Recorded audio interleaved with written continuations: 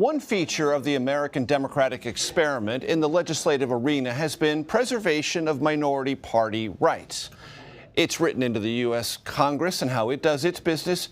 Almost every state legislature in our country has mechanisms to protect minority party rights. This is an outgrowth of the founding of our country, when the founders were not only concerned about monarchies and kings, but they were concerned about majorities, even duly elected ones, running roughshod over minority parties in a legislative context. And this has achieved what we now regard as an institutional set of normality around it.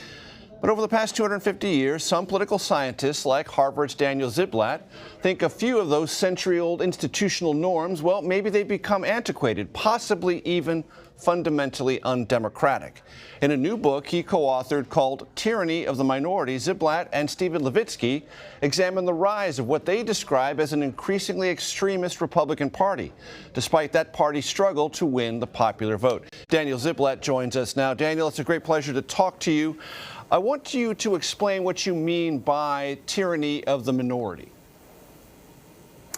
Well, we're the only democracy in the world where it's possible to lose a popular vote for the presidency and yet become president. And that's just part of a broader problem in which political minorities very often govern over political majorities in the United States. Now, our Constitution is, of course, as you noted at the outset, a remarkable and at the time a revolutionary document. But if you look at the arc of history, Americans have done the hard work over the last 250 years of making their Constitution more democratic, as citizens have in other countries as well.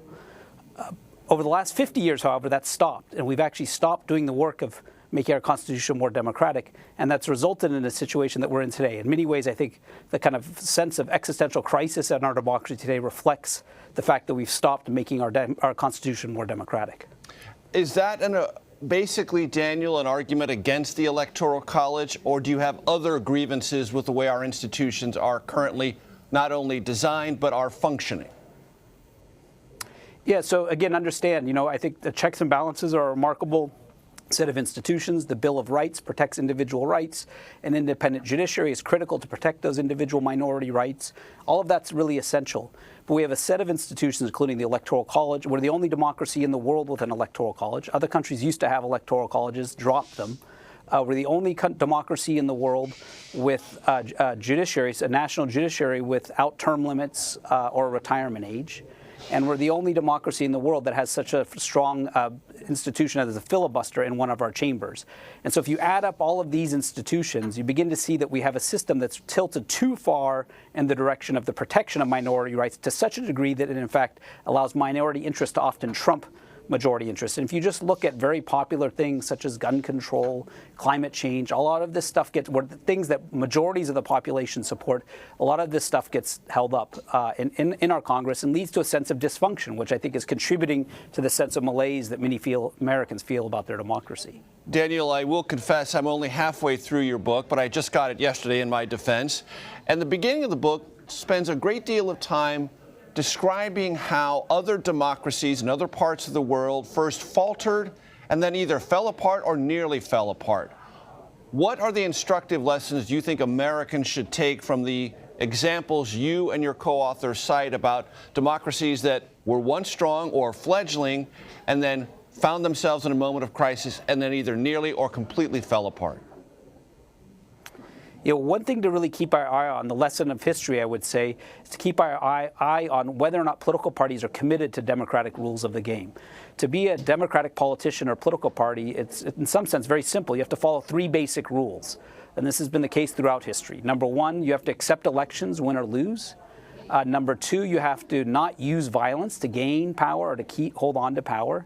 And then number three, and this is slightly trickier, if you're a mainstream party or politician, and you have allies who engage in any of those first two behaviors, you have to distance yourself from them clearly, unambiguously, and cut all ties with those kinds of groups. What we see when we look back at history and historical examples of democratic breakdown, whether in the 1920s, 30s Europe or 1960s, 70s Latin America, what one often sees is, of course, there's extremists on the right and the left. The threats come from the right and the left. People attack Congresses, attack parliaments. The key issue is how do mainstream politicians respond to that? And when mainstream politicians don't condemn their own allies who engage in those kinds of behavior, that's exactly when democracy gets into trouble. When mainstream politicians, on the other hand, draw a hard line and say that kind of behavior is unacceptable, then democracy can in fact survive. You use a term that struck me in the book, Daniel, semi-loyal Democrats. What is a semi-loyal Democrat, and how can we discern whether one exists or not? Yeah, so if that checklist that I just gave you of those three kind of attributes of being a Democratic Party, that third attribute, again, which is the slightly more tricky one, which is the idea that you may look like a normal politician, you wear a suit and tie, you don't wear military garb, you kind of sound like a Democrat when you talk, you participate in normal debates, you appear on debate stages and so on. But if you're a politician who does all of that, but on the other hand, fails to condemn obviously anti-democratic behavior on your own side, then you're a semi-loyal Democrat. There's a term to describe that kind of behavior. And really it's intended to describe political leaders, political parties, and it's the semi-loyal Democrats in history who are the enablers. They're the ones who get democracy into trouble. We were really approaching these kinds of events, and this is how all democracies approach these kind of events, on two paths. Number one, we have a legal system that holds people accountable for crimes, and that's absolutely necessary.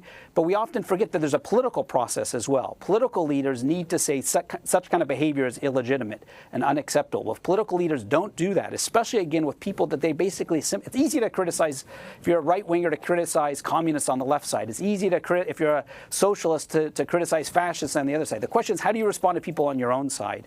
And in the case of the United States, as well as France, the failure to politically confront these kinds of actors who are on your side, I think, weaken a democracy. And that's clear. The clear lesson, I would say, from February 6th. And so it's really critical, I think, that all Americans understand that the January 6th assault was an assault. These were not heroes who engaged in this. They were a threat to democracy. Daniel Ziblatt, it's been a pleasure to talk to you. The book again, The Tyranny of the Minority. It's been a pleasure, sir. Thank you. Yes, thank you so much.